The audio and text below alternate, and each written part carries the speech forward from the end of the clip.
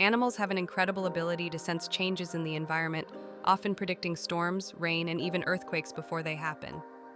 For instance, dogs can hear frequencies that humans can't, allowing them to detect the low-frequency sounds of thunder long before we do. Cats, on the other hand, can sense shifts in atmospheric pressure, often becoming restless or hiding when a storm approaches.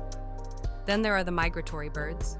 They can detect changes in the Earth's magnetic field, helping them navigate and avoid severe weather. In Japan, there's a fascinating story of how animals fled coastal areas just before the 2011 tsunami, showcasing their instinctual ability to sense danger.